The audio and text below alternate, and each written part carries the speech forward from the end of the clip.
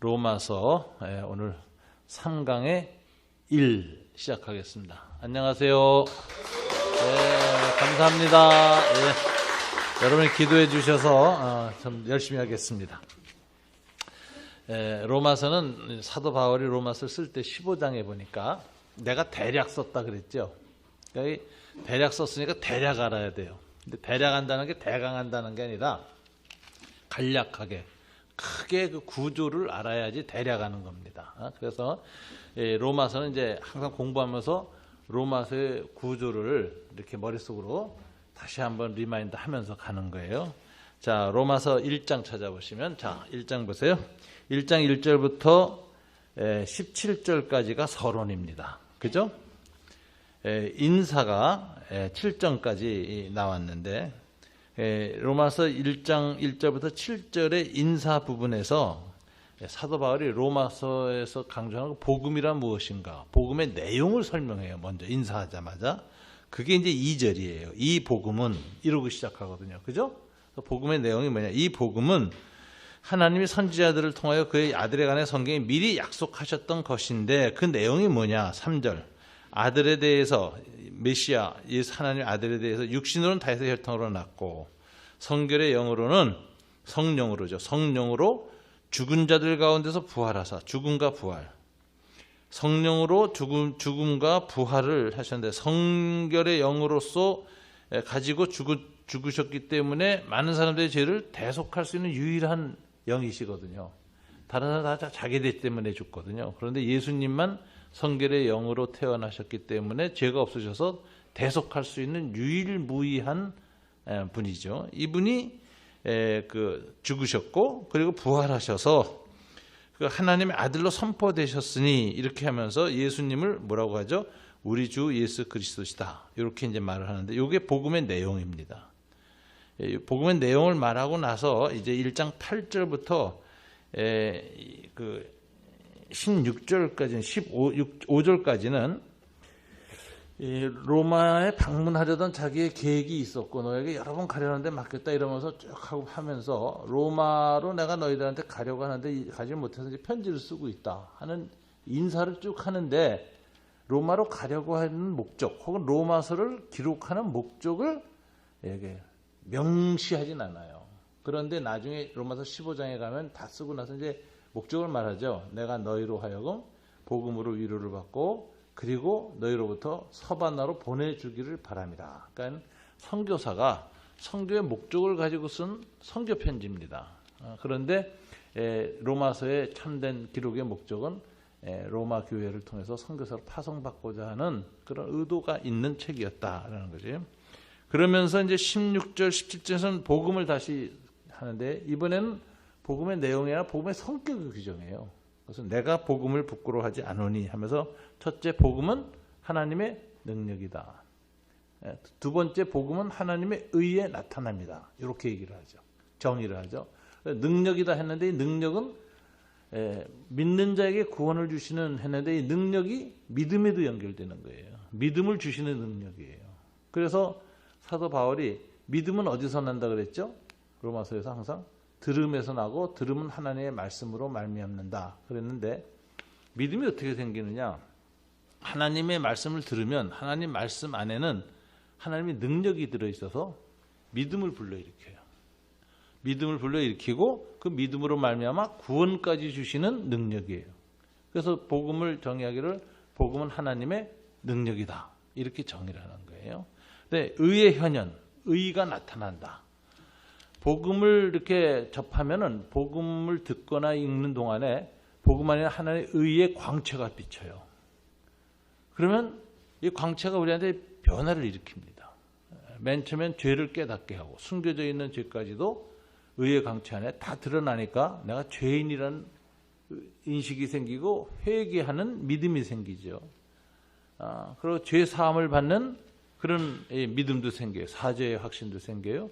그뿐만 아니라 광채가 계속 쬐면은 죄를 인식하게 하고 죄를 없이 할 뿐만 아니라 점점 더 휘게 만들죠. 우리가 이제 제가 비유를 그 옥양목 옛날에 햇빛에다 넣는 얘기를 했잖아요. 햇빛이 쬐면은 그 티끝이 다 안 보이던 게 드러나고 드러날 뿐만 아니라 표백자방에서 티끝을 없애고 계속 쬐면 점점 더 하얘지죠. 이 식으로 하나님의 의의 광채가 쬐면 인간 내면에 있는 죄가 드러나고 숨겨진 죄까지도. 그래서 죄를 인식하고 회개하게 되고 회개한 죄를 사해 주시고 사해 주실 뿐만 아니라 거룩하게 하세요.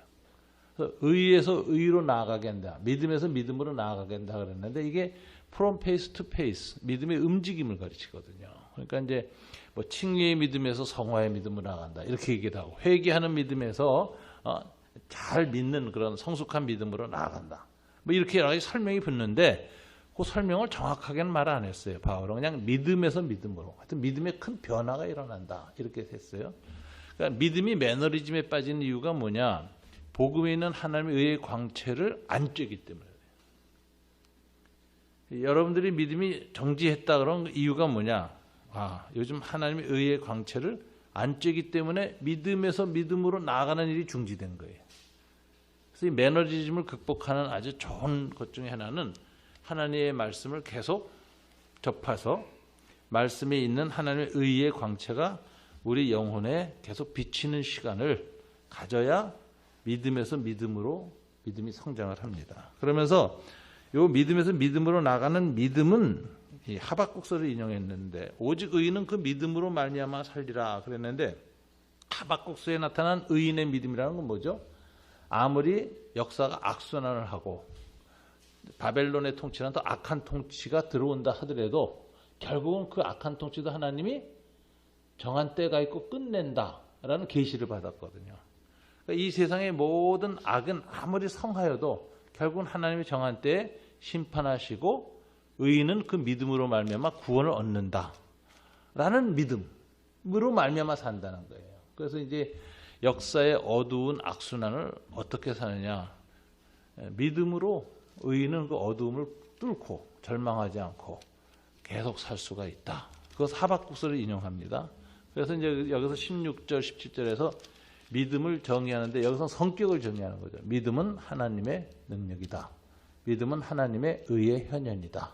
이렇게. 그래서 이제 인사를 딱 했어요. 그래 놓고 이제 18절부터는 모든 인간이 죄인이다. 라는 걸 먼저 바울은 깝니다. 그래야지 죄를 해결하는 칭의론, 인간의 구원 문제를 이제 본격적으로 다룰 수 있어요. 그래서 인간은 죄인이라는 걸 먼저 전제해야 됩니다. 그래서 이제 1장 18절부터 2장 16절까지가 이방인의 죄를 얘기하고 있고 2장 17절부터 유대인의 죄를 3장 8절까지 얘기했고요. 3장 9절부터 18절까지는 총결론, 유대인이나 헬라이나 다 죄인이다.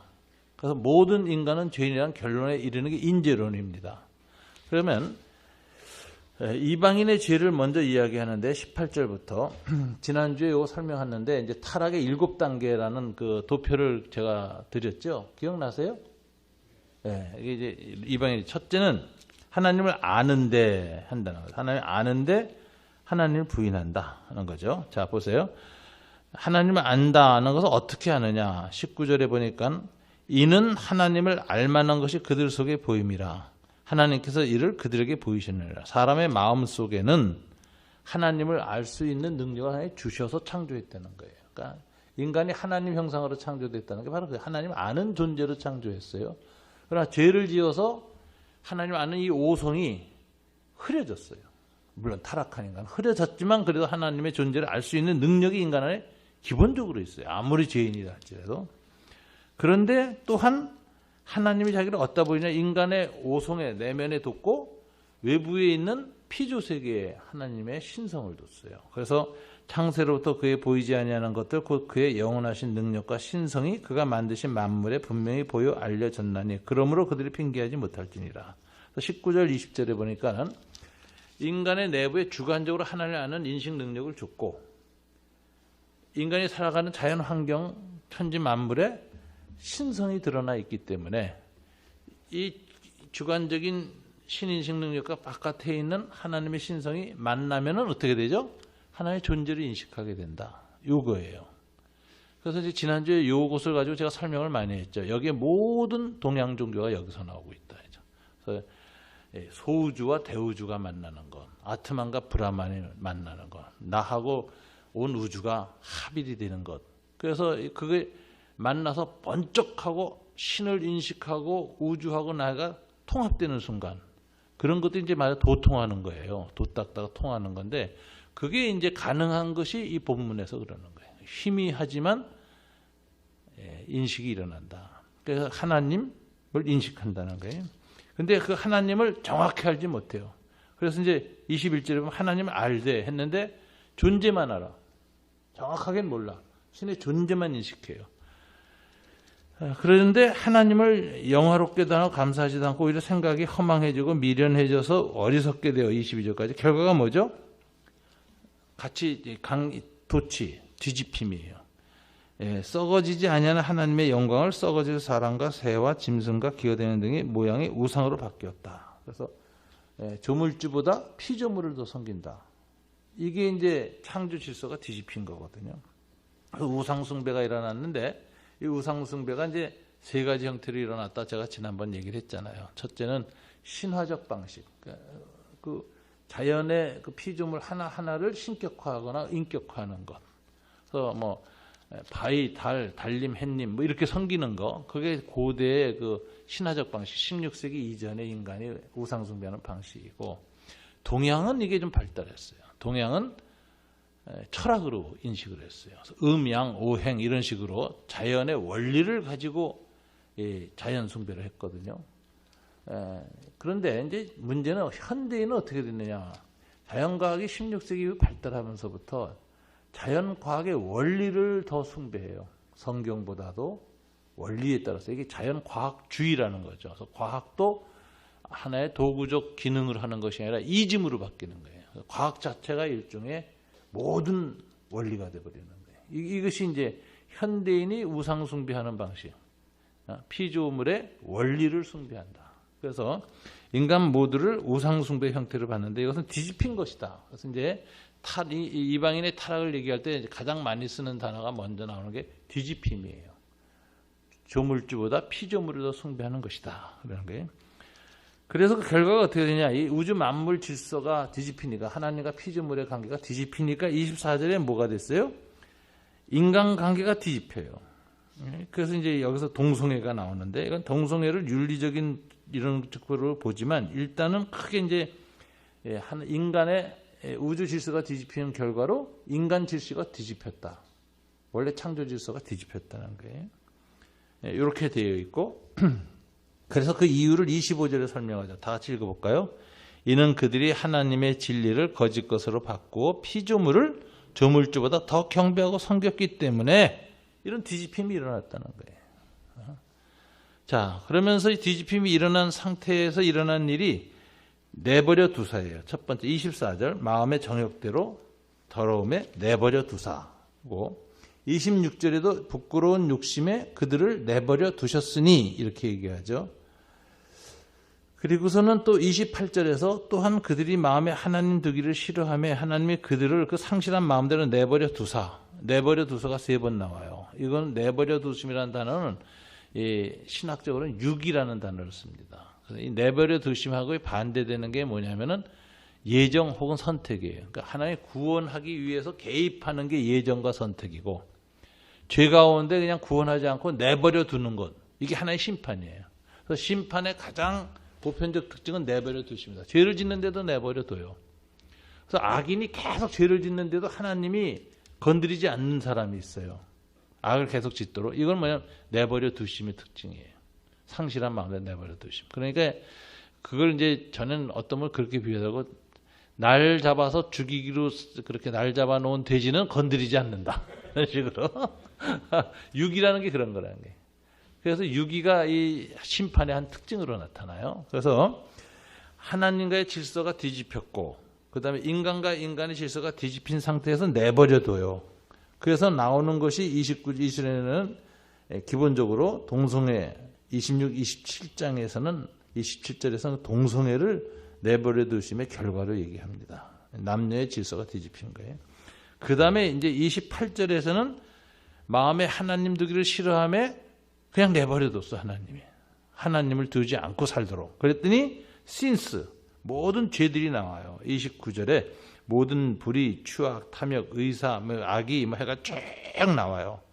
그리고 맨 마지막에 나타나는 것이 아까 뒤집힘이라 그랬죠. 자, 뒤집힘이 조물주보다 피조물도 섬기는 게 뒤집힘이죠.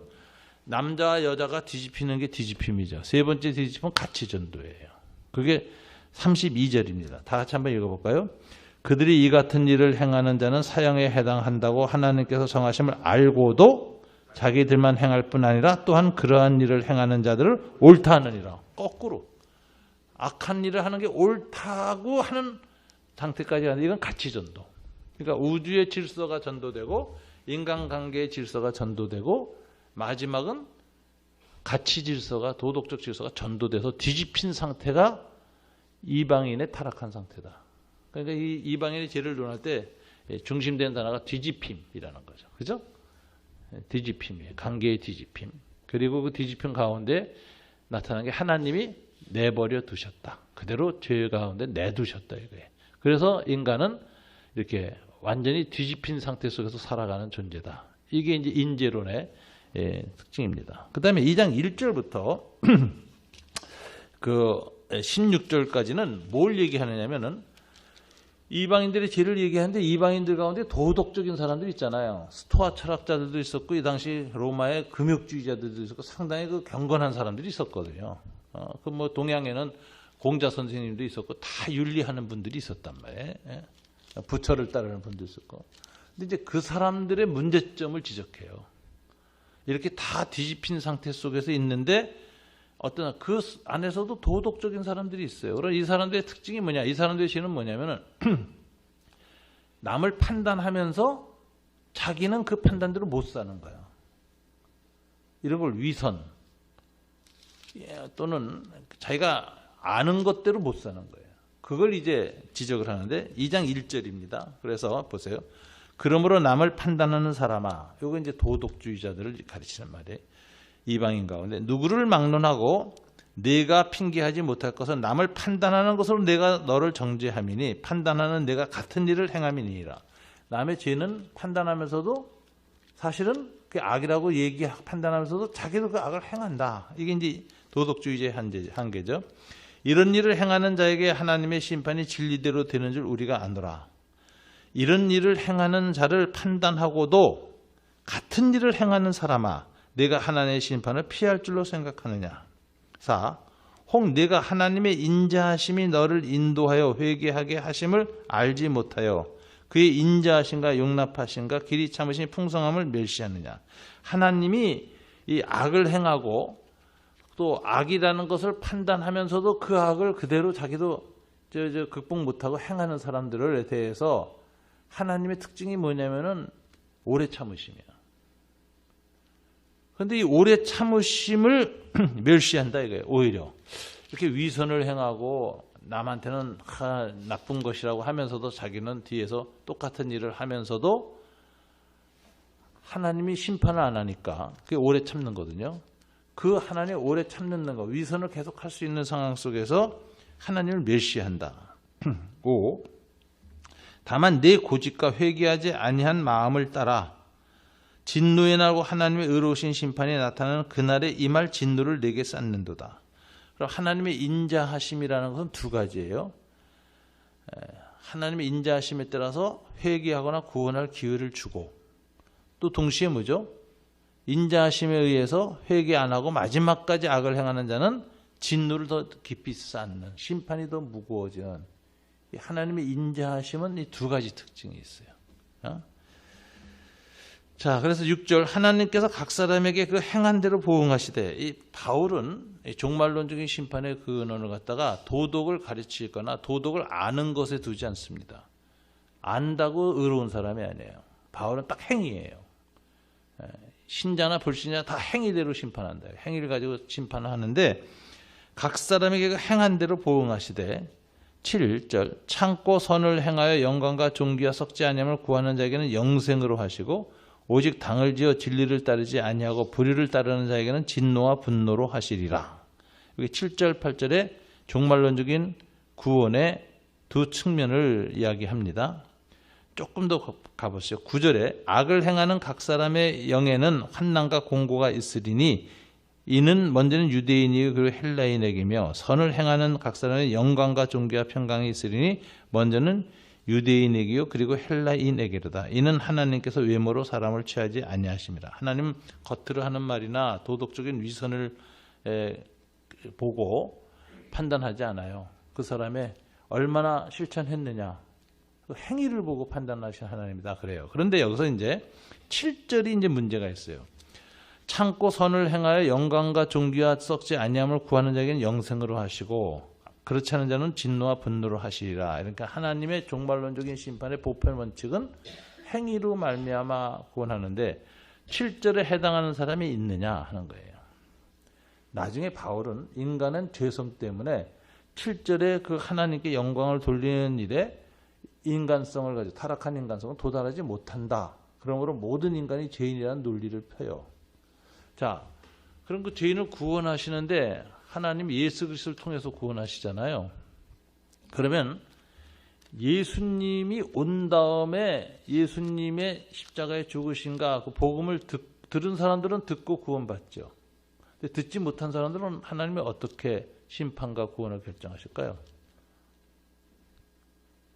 그러니까 이주 시대에 살던 사람들, 동양에 살던 사람들 어떻게 할까요? 이게 이제 숙제예요. 이게 이제 구원론에서 가장 큰 이슈예요.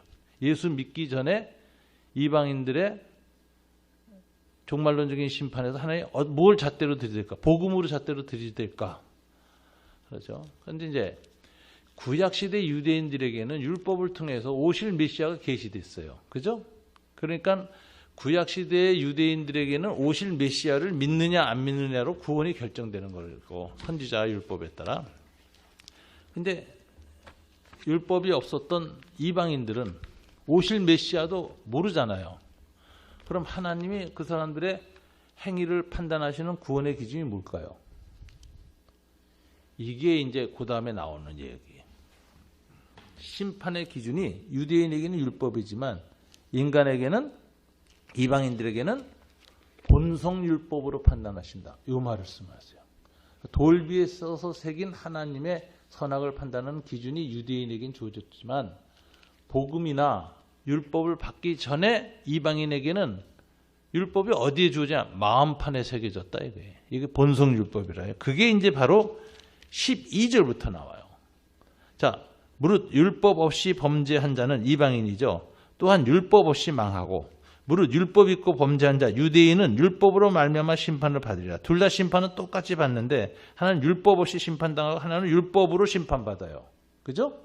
그런데 하나님 앞에서 그런 이유가 이 심판받는 똑같이 심판받는 이유는 뭐냐면 13절이에요. 하나님의 심판의 원리인데 하나님 앞에서는 율법을 듣는 자가 의인이 아니요 오직 율법을 행하는 자라야 의롭다 하심을 얻으리니 행위로 판단하시거든 하나님이 행동으로. 그러니까 이 유대인은 율법 때문에 행위가 율법대로 못 지켰으니까 망하고 심판을 받게 되고 이방인은 율법 없이 하나님 앞에 심판을 받게 되는데 이방인의 행위를 판단하는 기준은 뭐냐 이거죠. 유대인은 율법이라는 기준이 있어요. 이방인은 뭐가 기준이냐 하는데 그걸 본성율법론이라는 거예요. 14절 다 같이 한번 읽어볼까요? 율법 없는 이방인이 본성으로 율법의 일을 행할 때는 여기서 이제 본성율법론이 나와요. 그러니까 유대인들은 돌판에 새긴 성문법으로서의 율법을 줬고 이방인들에게는 그 본성 안에 불문법으로 율법을 줬어요. 이게 칸트가 말한 선천적인 도덕관념이에요. 선험적인 도덕관념. 인간에게 있다는 거예요. 자, 이게 있는데 자, 이 본성으로 율법을 행한다. 이렇게 했는데 이제 성문법하고 불문법. 그러니까 돌판에 딱 새겨준 율법하고 마음에 새겨준 율법은 어떤 게 더 명료합니까? 뭐가 죄고 뭐가 의인지 명확하게 알게 해주는 게 뭐죠? 성문법이 명료해요. 그러니까 모세를 통해서 시내산에서 준 율법이 인간의 죄를 명료하게 규정해요. 근데 그 율법을 주기 전에는 뭐로 죄를 규정하죠? 본성으로. 마음에 있는 율법이 있어. 그게 이제 하나님 말하는. 그러니까 아브라함 같은 경우는 율법은 언제 줬죠? 모세 때 줬죠. 그러니까 아브라함 당시의 족장들은 율법이 없을 때죠. 그럼 아브라함을 하나님이 심판하신데 뭘 기준으로 심판하실까? 본성율법으로 심판하실. 이게 이제 율법이나 복음을 받기 전에 이방인들은 하나님의 심판의 기준이 무엇인가? 그게 본성율법이에요. 그런데 본성율법이 있다는 것을 이제 14절 이렇게 얘기합니다. 율법 없는 이방인이 본성으로 율법의 일을 행할 때에는 이 사람은 율법이 없어도 자기가 자기에게 율법이 된다. 그죠? 자기 본성이 자기한테 율법이 돼요. 돌판이 없어도. 그런데 이 본성율법이 있다는 증거가 뭐예요? 15절. 이런 이들은 그 양심이 증거가 돼요. 양심을 증거로 소환해요. 사도 바울은 여기서 본성율법론, 본성율법이 있다는 증거가 뭐예요? 양심. 자, 근데 이 양심이란 단어는 히브리 사상에 없어요. 이건 그리스 철학자들의 용어예요. 그러면 사도 바울이 이방인의 죄를 얘기할 때 그리스 철학자들의 용어인 양심을 끌어다 썼거든요. 죄를 깨닫게 하는 그 증거로, 본성의 율법이 있다는 증거로 양심을 끌었어요. 양심이란 개념 자체가 히브리인에는 없었는데 이거 이방인에게 있는 개념이에요. 로마인들한테. 그리스. 이거 갖다 끌어다 쓴 거예요. 그래서 이런 걸 뭐야? 성교적 변증어라 그래요. 바울이 신앙의 사상이 옳다는 걸, 율법을 변증하기 위해서 이방인들에게 유사한 동의어를 갖다 쓴다. 이걸 다이내믹 이커벌런스라 그러는데 영어로는 이 동의어가 문자적 동의어가 있어. 똑같은 거. 그런데 그렇지 않거든요. 똑같은 게 없어요. 그래서 그건 이제 비슷한 동의어. 다이내믹 이커벌런스라 그러는데 본성 율법이 있다는 것을 나타내는 이방인들에게 있는 것이 양심이라고 해요. 양심. 그럼 양심이라는 용어는 이제 어디서 먼저 나와요? 소포클레스의 비극에 나와요. 그리스 문학에서는 비극이 굉장히 중요해요. 그래서 그리스 사람들은 다 비극을 보면서 울고 다 그랬어요. 그래서 그 극장에서 비극을 굉장히 많이 공연했어요. 그래서 그리스 비극이 유명하거든요. 소포클레스에.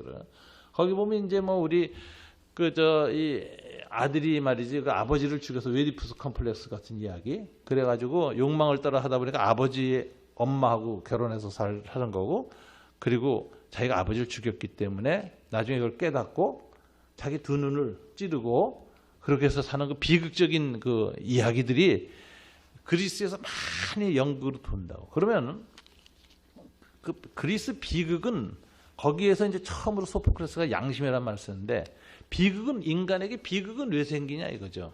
그리스 이 연극 희곡에서 이게 인문학에서 많이 요즘 나오는 건데, 그리스 비극이 갖는 의미예요.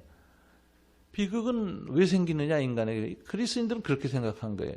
욕망과 양심의 모순이 비극을 만든다. 인간이 욕망만 추구하고 양심이 없으면 욕망 먹고 자고 뭐 하고 싶은 욕망 충족하고 그 행복한 끝이야. 비극이 생길 리가 없는데, 인간의 비극은 양심이 있다는 게 비극이에요. 욕망과 양심의 모순. 그리고 나중에 양심 때문에 비극적인 삶을 살아요. 그래서 그리스 비극은 전부 양심 때문에 비극이에요. 욕망을 추구하다 양심 때문에 불행해지고 비극에 빠지거든. 그런데 이렇게 얘기합니다. 사람들이 다 극장에 가서 그리스 소포클레스 희곡을 보고 비극을 보면서 다 느끼는 게 그 비극에 다 공감해. 인간의 비극적인 운명 앞에 다 슬퍼하고 괴로워해. 그러면서 그 공동체가, 연극 공동체가 공동으로 발견하는 가치가 뭐죠? 양심이란 보편 가치를 발견해요. 그걸 공유해요. 그리고 양심이란 보편 가치가 이성이 돼요. 보편 이성. 그것이 법이 돼요. 그것이 최소한의 합의를 만든 사회 정의를 만드는데, 그것이 민주주의의 기초예요. 그래서 그리스의 민주주의가 생긴 원인은 비극 문화 때문에 그렇다. 비극에서 양심을 발견했기 때문에. 굉장히 독특한 양심론이에요. 그래서 이제 여러분들 혹시 인터넷 같은 데 들어가셔서 인문학 강좌 중에서 그리스 비극에 대한 강의하는 사람들 들어보면 그리스 비극이 갖는 의미가 뭐였느냐, 왜 그리스 사람들이 그렇게 비극을 좋아했을까, 그것이 오늘날 고전 문학으로 남았을까. 그거는 비극은 뭘 말하냐, 인간이 다 양심이 있다는 걸 전제하기 때문에 비극이 오고, 그것 때문에 민주주의가 발달이 가능해요. 정의가 가능해요. 그래서 하나님의 신법은 율법에 새겨서 줬고, 성문법 형태로, 자연법은 인간의 마음 속에 있어요. 그리고 그 자연법이 있다는 증거가 양심이에요. 그래서 양심을 모아서 하나로 다 동의하는 양심을 정해 놓은 게 성문법이에요.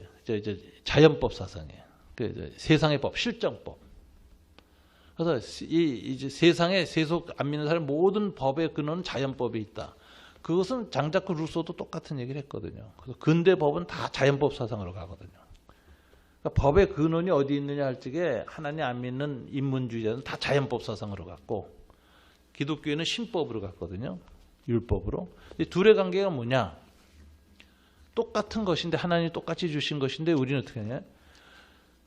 그 자연법은 율법의 불문법 형태. 그리고 율법은 뭐야? 자연법의 성문법 형태다. 이렇게 보는 거예요. 그래서 어떤 게 죄에 대해서 더 명료한 정의를 해요? 율법이 더 명료한 정의를 해요. 그러니까 양심과 이 자연법은 명료하지 않아요. 그래서 율법과 이 양심은 하나님의 법이 하나님을 믿는 유대인이든지 이방인들 똑같이 작동되는데 그런 어떤 역할만 하느냐. 그게 이제 이 15절이에요. 이런 이들은 그 양심이 증거가 되어 그 생각들이 서로 혹은 고발하고 혹은 변명하며 뭐죠? 너는 죄인이야. 그래 어쩔 수 없어. 남들도 다 그러잖아. 그래도 넌 죄인이야. 이래가지고 이제 스스로 내가 나에 대해서 계속 변명하거나 고발을 해요. 죄책감에 시달리면서 이걸 얘기하면서 변명하여 뭐를 나타내요? 양심이 마음에 새긴 율법의 행위를 나타내라. 마음에 새긴 율법에 비추어서 네 행위가 옳으냐 그러냐 어쩔 수 없었지 않느냐 뭐 이런 식으로 변명하고 고소하면서 나타낸다 이거예요. 그런데 이 양심과 율법의 한계가 있어요. 둘 다 죄가 무엇인가를 깨닫게 해준 역할만 하고 죄를 극복을 못해줘. 그래서 이 로이드 존슨이 여기 유명한 비유를 썼어요. 양심과 율법은 둘 다 정죄의 기능만 하고 구원의 기능은 못한다. 죄가 무엇인가를 결정하는 기능만 한다는 거예요. 정죄의 기능만 하고 구원의 기능은 못한다. 그러면서 비유를 뭐냐? 온도계와 같다. 이렇게 비유했어요. 온도계는 인간의 온도를 앓게 되면 몇 도인지 그렇지만 온도를 높이지 못해. 똑같다 이거예요. 인간의 도덕적 온도를 나타낼 뿐이고 구원은 못한다. 이렇게 얘기해요. 그래서 16절의 결론이 뭐죠? 그래서 양심과 율법이 하는 기능이 뭐예요? 이방인과 유대인에게 다 같이 시작. 곧 나의 복음에 이른 바와 같이 하나님이 예수 그리스도로 말미암아 사람들의 은밀한 것, 양심이 나중에 고발하는 것, 무의식 속에 숨겨져 있던 이렇게 변명했던 죄를 율법이 드러내서 너는 이 율법을 범하지 않아야 하고 정죄하는 것, 이 모든 것, 은밀한 것을 심판하시는 그날에 율법과 양심이 두 기능을 해서 모든 인간의 죄를 드러낸다. 이렇게 얘기하는 거예요. 그러면은 7절에 참고 선을 행하여 영광과 존귀가 썩지 않으려 구하는 자가 가능한가? 여러분 어떻게 생각하세요? 예수님을 알기 전에 이방세계, 공자님, 석가모님, 또 플라톤, 소크라테스, 수많은 사람들이 도덕자들이 이 사람들이 예수님이나 율법이 오기 전에 이 사람들이 하나님이 구원에 해당하는 영생의 그 기준에 도달하는 사람이 있느냐 없느냐. 여러분 어떻게 보세요? 인간은 죄로 인해서 아담의 타락한 이후로는 스스로의 힘으로 죄를 극복할 수 없어요. 그래서 하나님의 보편적 구원에 스스로 도달하는 사람은 아담 이후 아무도 없다는 거야. 그렇지만 원칙은 분명해. 종말론적 원칙은. 행위를 보고 하나님이 하나의 의를 기준으로 해서 선악간을 판단하는데 유대인들에게는 뭐로 인해서 정죄돼요? 율법으로 정죄되고 이방인에게는 본성율법에 의한 양심으로 정죄된다. 둘 다 은밀한 것을 심판해서 하나님의 심판대 앞에 서는 존재가 되고 만다. 그러니까 스스로 자력으로 구원을 못 얻는다는 거예요. 이게 전제가 되어 있어요. 그래서 이게 이제 인재론의 이야기입니다.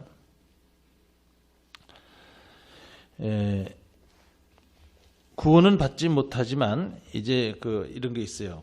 구약 시대의 율법과 그 양심이 있는데 양심을 보다 더 잘 지킨 사람이 있겠고 덜 지킨 사람이 있겠죠.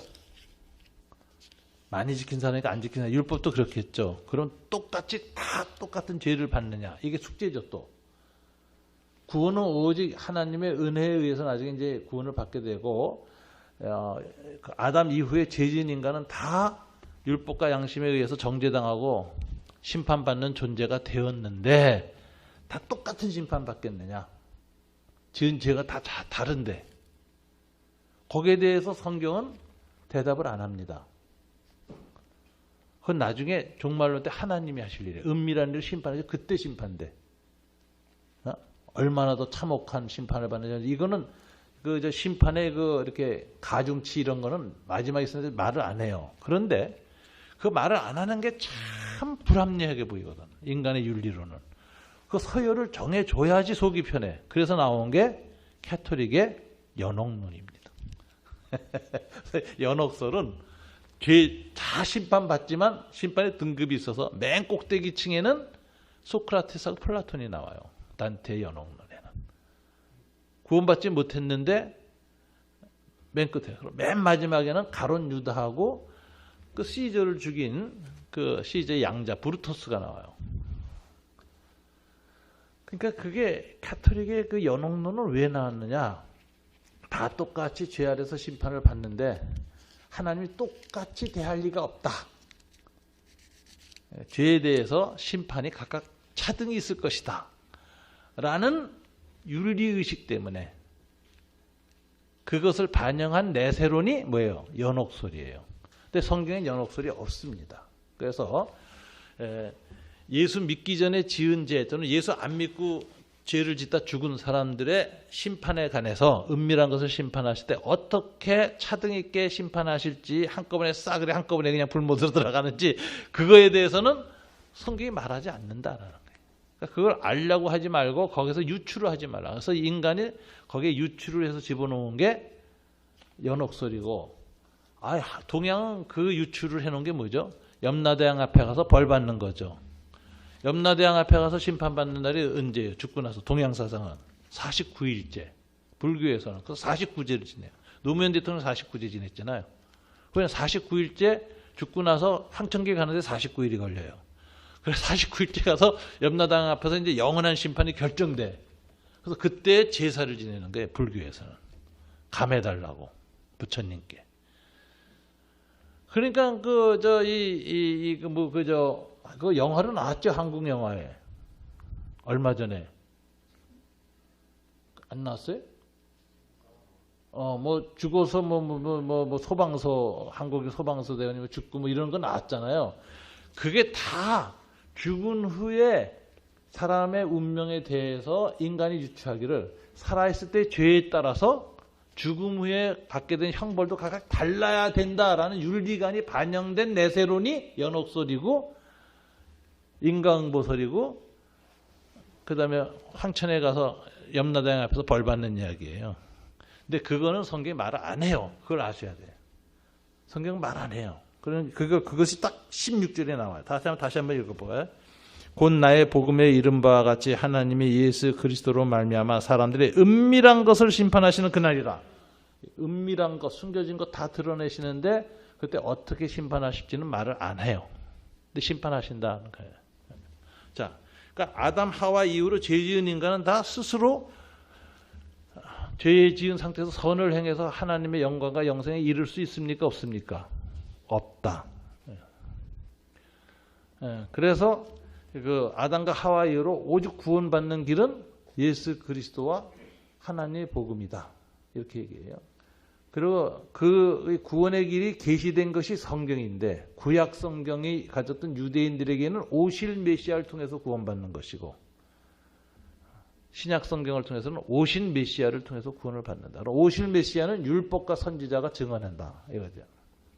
이렇게 해서 이제 구원론이 정돈이 됩니다. 그 다음에 있는 사람들은 정말 그 죄 가운데에서 예수 그리스도를 만나기 전에 있는 사람들은 좀 억울한 측면이 있지. 왜 저 사람은 예수님이 오신 다음에 태어났고 나는 임진왜란 때 태어났나 이럴 수 있어요. 그런데 그럼에도 불구하고 내가 구원 못 받는 것에서 불평할 수 없어요. 왜? 다 아담과 하와의 죄 아래에 있는 죄인이기 때문에 거기에 대한 불평은 없다는 것이죠. 그러니까 이제 왜 나는 구원받았는데 우리 할머니는 구원 못 받았을까? 이런 생각. 그래서 이제 그 할머니에 대해서 하나님이 참 부당하시다. 나는 예수 믿게 돼서 이렇게 구원받게 하시고 우리 할머니 예수도 몰라서 죽게 하셔서 지옥 가게 하셨는가? 부당하시다 하는 말은 예수 믿는 사람이 하는 불평일 뿐이지 죄 가운데 죽어간 사람들은 그런 불평도 안 합니다. 그거는 심판받는 것 자체가 이미 아담 이후의 죄에 대한 결과이기 때문에 거기에 대해서 부당하다고 말 안 해요. 그게 이제 차이예요. 자, 그래서 양심과 율법의 기능은 뭐냐? 여기서 얘기할 때 둘 다 정죄의 기능을 하지 구원받는 기능은 못한다. 이게 이제 바울의 이방인의 죄를 다루는 문제예요. 그다음에 이제 유대인의 죄를 다뤄요. 이제 2장 17절부터인데 유대인의 죄는 문제는 유대인에게 하나님 율법을 줬어요. 그러니까 죄가 더 무거워. 양심보다는 율법이 죄를 더 명료하게 아는데도 죄를 지었거든. 그러니까 더 무거운데 율법을 가진 사람들은 뭐냐면은 양심보다 더 분명하게 죄를 인식시켰는데도 그 죄를 극복을 못해요. 왜 그렇죠? 타락한 인간의 죄성 때문에. 그래서 율법을 가지고 망해요. 더군다나 문제가 또 있어요. 이 율법을 가진 사람은 이 율법을 가진 사람들은 이방인들을 더 멸시했어요. 랍비들이. 그래서 뭐냐면 자기네들이 율법을 통해서 하나님의 의를 많이 계시받고 안다는 것 때문에 교만하고 그러면서 자기네들은 또 그걸 못 지켜. 그러면서 자기 자신만 의롭다고 주장해요. 그래서 이게 뭐냐 내로남불이 되는 거예요.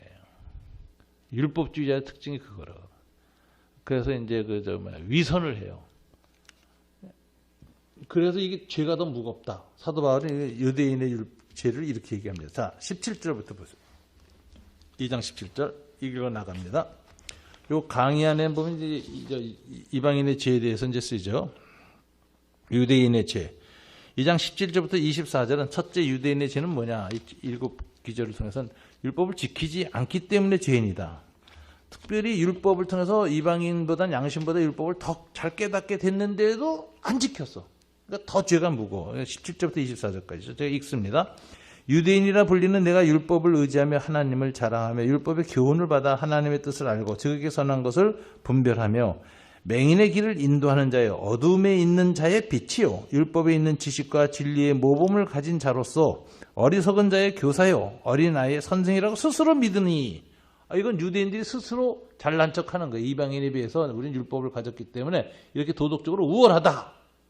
라고 스스로 믿으니 그러면서 21절에 다른 사람을 가르치는 네가 내 자신은 가르치지 아니하느냐. 이게 모순이죠. 도둑질하지 말라 선포하는 내가 도둑질하느냐. 간음하지 말라 말하는 내가 간음하느냐. 우상을 가증히 여기는 내가 신전 물건을 도둑질하느냐. 율법을 자랑하는 내가 율법을 범함으로 하나님을 욕되게 하느냐. 그러면서 24절에서 기록된 바와 같이 너 하나님의 이름이 너희 때문에 이방인 중에서 모독을 받는도다. 자, 유대인들의 죄는 죄가 무엇인지 딴 사람도 더 아는데 아는 것만큼 행하지 않아요. 그러니까 뭐죠? 위선을 행해. 이게 죄예요. 근데 위선이 나중에 드러나죠. 근데 이방인들이 율법주의자들이 율법을 그렇게 가르치고 얘기하면서 실은 안 지키는 것을 보면 어떻게 될까요? 이게 이제 위선의 죄가 모든 죄가 다 더 큰 거예요. 왜냐하면 죄인이 나는 그 법을 알고 내가 그게 죄라는 걸 아는데 내가 죄를 지었습니다. 못 지켰습니다. 그러면 그냥 그걸로 끝나. 여전히 그 사람은 죄인이고 죄를 범했지만 율법의 정의는 살아있어요. 인정하니까. 그런데 정의를 가르치던 사람이 내로남불이죠. 자기가 이제 범죄해.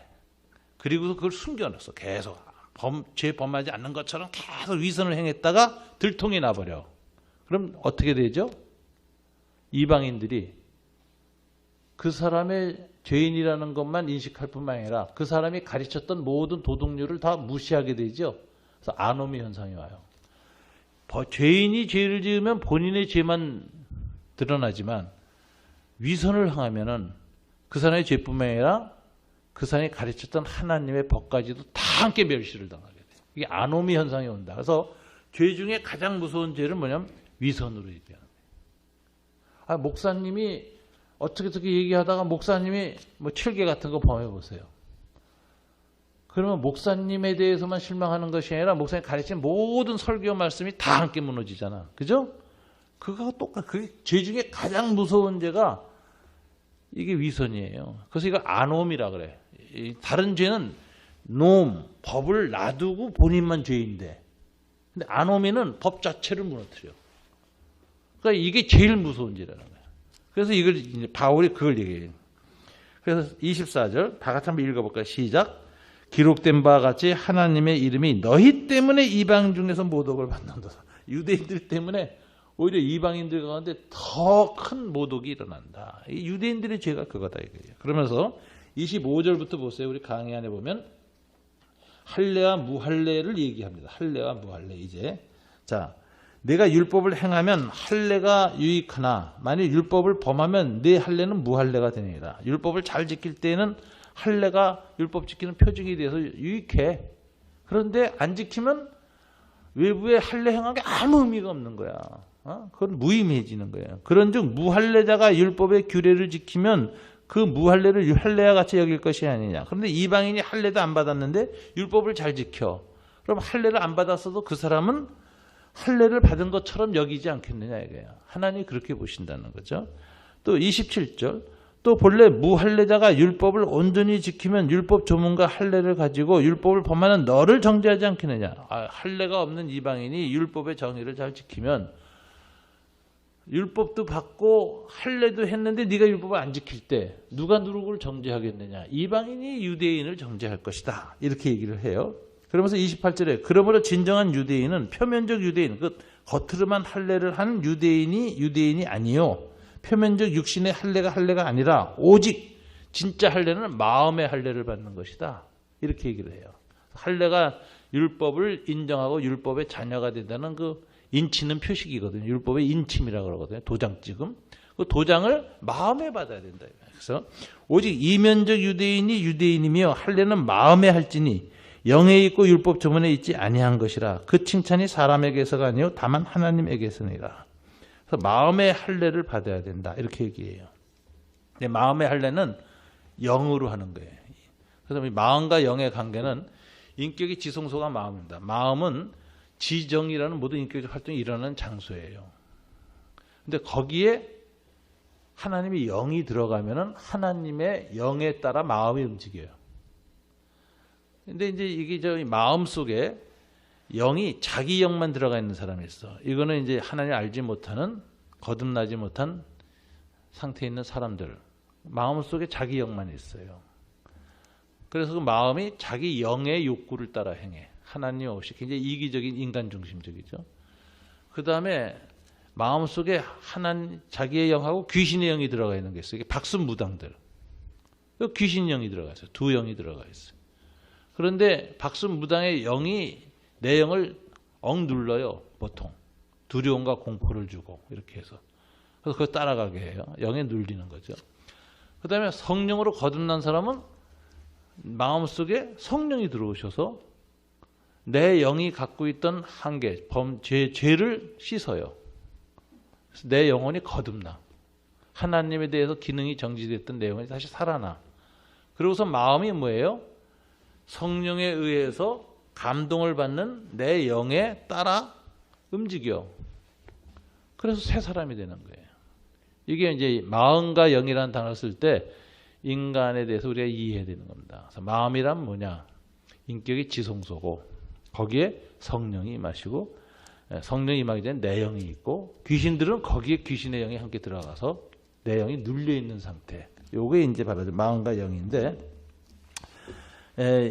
그 하나님께서 이제 이런 식으로 보기 때문에 유대인은 실제로 마음으로부터 성령으로 그 인치심을 받아서 그렇게 받아야 참된 유대인이지 겉에 할례만 받았다고 유대인이 아니다. 이렇게 해서 할례자와 무할례자를 이렇게 비교하면서 이제 할례의 유익에 대해서 3장 1절부터 8절에서 이렇게 말합니다. 그런즉 유대인의 나음이 무엇이며 할례의 유익이 무엇이냐?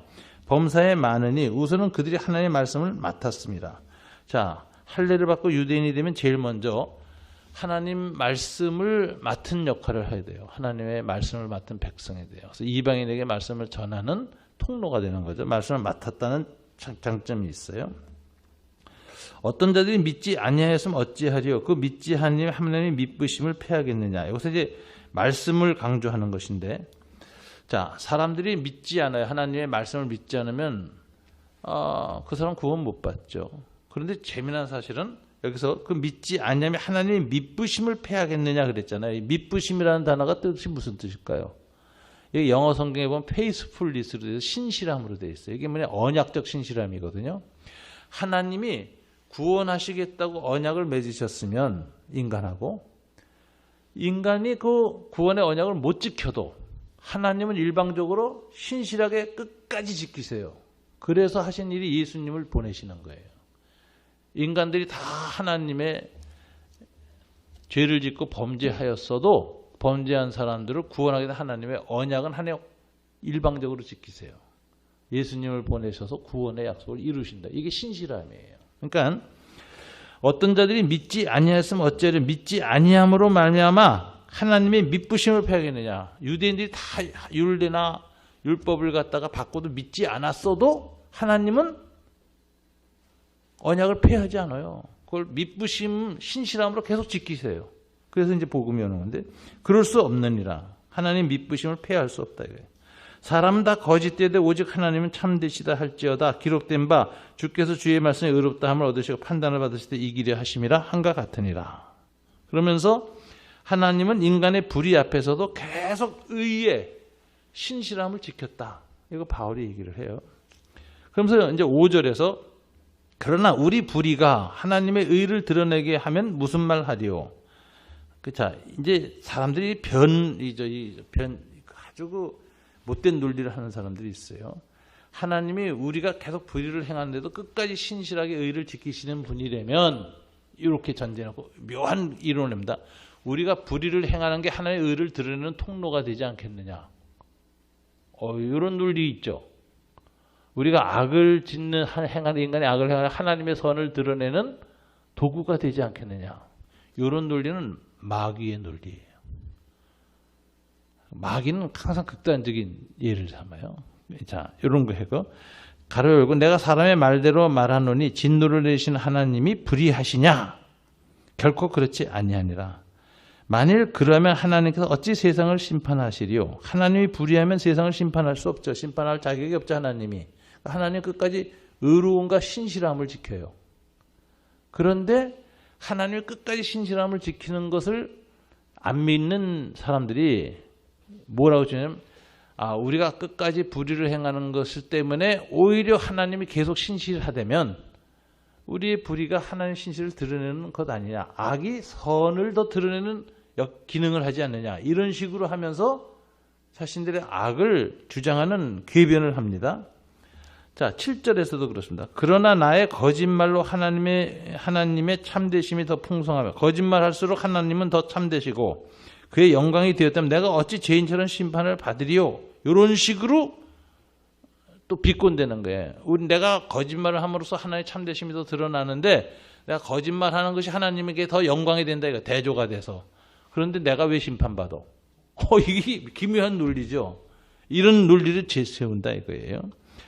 6절, 8절 다 같이 또 읽어봐요. 또는 그러면 선을 이루기 위하여 악을 행하자 하지 않겠느냐 이렇게 되죠. 이게 마귀 논리예요. 마귀가 욥한테 와서 항상 어떻게 하죠? 욥이 하나님 잘 섬기는 이유가 뭘까요? 하나님이 잘해주니까 잘 섬기잖아요. 그러니까 하나님이 아주 못되게 굴고 고문하면 저 욥이 하나님을 막 저주할 겁니다. 그러니까 하나님 욥을 한번 그렇게 해보세요. 이런 논리는 누구의 논리죠? 악마의 논리예요. 그러니까 여기서 궤변이라는 거예요. 이 도덕주의자들이 율법을 가진 도덕주의들이 나중에 이제 율법을 위선하는 사람들이 우리의 위선이 오히려 하나님의 선을 드러내는 도구가 되지 않느냐 이런 식으로 자기 위선과 자기 도덕을 커버하려고 그래요. 말도 안 되네요. 이런 논리는 다 뭐죠? 이건 악마의 논리예요. 여러분 우리 사회에서 극단적인 우나 극단적인 좌는 항상 어떠냐? 극단적인 이론은 뭐냐면은 어떤 예를 하나님은 착한 사람한테 잘해주시고 나쁜 사람한테 벌 주시는 분이야. 이게 보편 논리죠. 그럼 거기에 대해서 이것을 부정하는 사람들이 극단적인 예를 듭니다. 하나님이 욥처럼 착한 사람들한테 저렇게 고난을 주는데 무슨 하나님이 선한 사람한테 잘해주고 악한 사람한테 잘하는 하나님이냐? 그렇게 믿으려면 그 하나님 저주하고 욕하고 죽어라. 욥의 부인이 그래요. 그러니까 이 보편적인 진리가 있는데 이 진리에 반대는 극단적인 케이스를 예를 들어서 이거 자체를 부정하는 것이 악마의 논리라니까. 거기에 넘어간 게 욥의 마누라예요. 그러니까 우리 사회에서 극단적인 우나 극단적인 좌는 보편 중간 논리를 거부해요. 극단적인 케이스를 가지고 항상. 거기에 대한 불신을 얘기해. 선한 사람 잘 산다며. 근데 왜 저 선한 사람은 저렇게 자식이 주고 본인은 병들어서 망했어. 선해봐야 소용없어. 이런 논리가 하나님의 선하신가 하나님의 의로우신 판단에 대한 보편적인 논리를 우리 세상에서 봤던 극단적인 어떤 한 사건을 들어서 그 자체를 파괴하는 것이 전형적인 악마의 논리예요. 이게 악마의 논리학이라 그래, 윤리학이라 그래. 그런데 유대인들이 나중에 그렇게 된다니까. 인간의 불의가 하나님의 영광을 드러내는 도구가 되니까 인간이 불의를 지어도 오히려 그것이 또 하나님께 더 영광이 되지 않겠느냐. 뭐 이런 식의 궤변을 늘어놓는데 이것이 악한 것이다 라는 거예요. 자, 그래서 8절 다 같이 한번 읽어볼까요? 시작. 또는 그러면 선을 이루기 위하여 악을 행하자 하지 않겠느냐. 어떤 이들이 이렇게 비방하여 우리가 이런 말을 한다고 하니 그들은 정죄받는 것이 마땅하니라. 이게 아까 이방인의 죄가 맨 마지막에 가치전도잖아요. 유대인은 맨 마지막에 가치전도가 일어나요. 그죠? 유대인의 죄는 율법주의의 맨 마지막에는 하나님을 모독하는 경지로 가. 그러니까 이제 자기 위선이 일어나고 그다음에 자기 죄를 변명하다가 하나님의 악에 관한 이야기를 한다고. 하나님이 선하다면 이렇게 할 수 있느냐. 그러니까 우리가 살면서 기가 막힌 일이나 어려운 일을 당할 때 우리가 잘못하면 하나님이 정말 살아계신다면 이런 일을 할 수 있어? 하나님 없는 게 분명해. 이런 단계로 넘어가는 거죠. 이게 이제 보편 진리를 극단적인 케이스에서 부정하는 극한 상황. 이것이 마귀의 유혹이라는 거죠. 마귀는 항상 사람을 극단적인 상황으로 몰아놓고 결론 내리게 합니다. 그래서 보편 진리를 무너뜨리게 해요. 근데 욥의 문제, 욥의 장점은 뭐냐? 아무리 고난을 당해도 하나님 선하시고 하시는 보편 진리를 절대로 버리지 않죠. 세 친구가 다 나타나서 야, 네가 그렇게 고난 당하는 거 보니까 넌 분명히 죄 지은 게 있는가 숨은 죄가. 그래서 돌아가면서 막 두들겨 팬다 세 친구가. 근데 욥이 아무리 봐도 자기 죄 지은 게 없거든. 그런데 고난 당한다. 그러니까 세 친구가 나는 죄를 지은 게 없는데 이 고난을 당해. 그러니까 이 세 친구가 뭐냐면 그럴 리가 없어. 하나님이 죄 없는 사람은 벌 주는 법이 없어. 분명히 넌 숨은 죄가 있을 거야 그래요. 근데 욥은 절대로 자기는 죄 지은 적이 없는데 벌 당하거든. 그런데 하나님이 나타나서 뭐라 그래요? 욥이 옳다 그러지. 욥은 자기 죄 없이 고난 당했다. 욥이 너희들보다 옳다. 너희들은 항상 인간의 고난이라는 건 인과응보, 죄를 지어서 벌을 받는다는 틀을 갖고 있어. 그래서 욥이 벌 받는 걸 보고 숨은 죄가 있다고 생각하고 주리를 튼 거야. 고문을 한 거야. 정신고문을. 너희가 틀렸다. 그러면서 욥의 케이스에는 죄 없이 하나님 앞에 고난을 당했다. 그런데 욥이 뭐가 더 옳지요? 자기가 죄 없다는 무죄함을 알면서도 하나님을 이렇게 죄 없는 나를 괴롭히는 거 보니까 너는 악마야. 신이 어디 있어? 이게 악한 거지. 신이 있다면 이게 죽일 신이지. 이런 식으로 안 가요. 끝까지 자기가 죄 없음가 그리고 하나님이 자기한테 고난 주는 것에 대한 모순을 갖고 신음할 뿐이야. 하나님 앞에서. 하나님을 정죄 안 해요. 근데 그걸 넘어서서 야 그게 무슨 신이냐.